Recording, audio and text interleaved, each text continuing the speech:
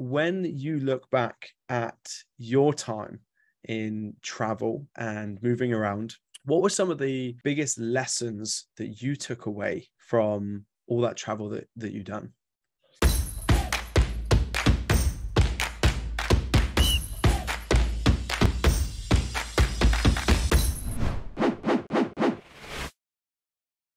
Threw a couple of tents and sleeping bags into the back of our car, and we seen that Richo was like a couple of hours away from us. So we said we'll pull at this campsite and we'll rock up there, and they'll probably catch up on us tomorrow or whatever, as backpackers do.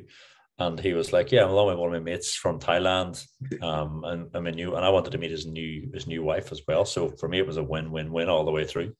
But the most important thing that I learned from backpacking was always pay attention to the quiet guy.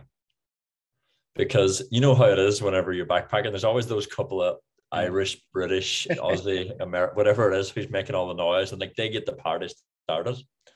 But it's actually the guy who's observing everything in the background is the guy that I want to gravitate towards, because he or she usually has the best life experience or the best story or the most sort of magical reason of why they're sitting at a tent in a campsite in the middle of nowhere in some wilderness.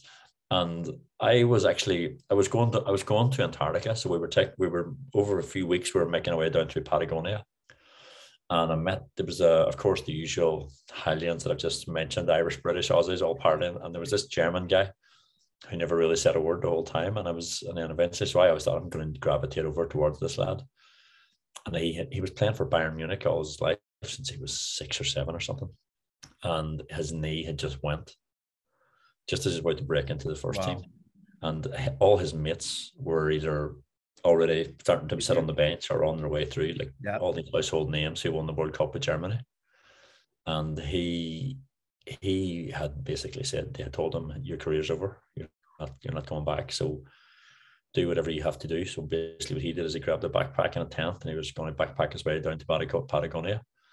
And I always use that same analogy now for one in business and things.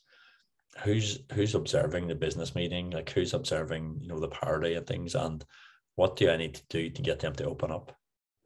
And you can learn a lot from that. And honestly, the reason why I'm trying to circle this back around to you is you're one of the most, your story is a story that I talk about a lot.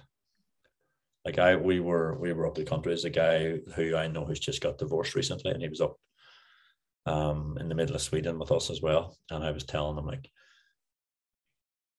no matter what you're thinking, Sam has come from a lower perspective and climbed higher, and with a more dogged approach, with more people trying to screw him over, and and he just kept getting back on the horse and back on the horse. And I really am inspired by your story, actually, Sam. And again, I have to ask that to you. What of all the things that you've learned through your growth over the last 10 years, what stands out for you that you can share with the readers or the listeners as well? Because this is something I need to hear, and some other people need to hear too.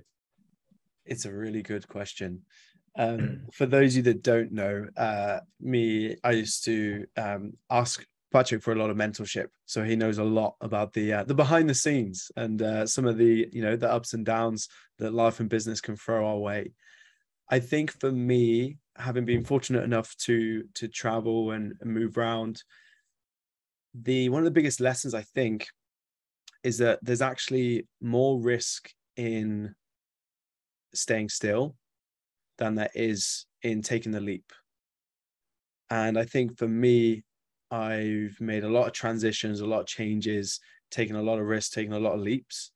And that, despite the ups and downs, has allowed or created so many then massive opportunities for me. And I think it all starts with that first step.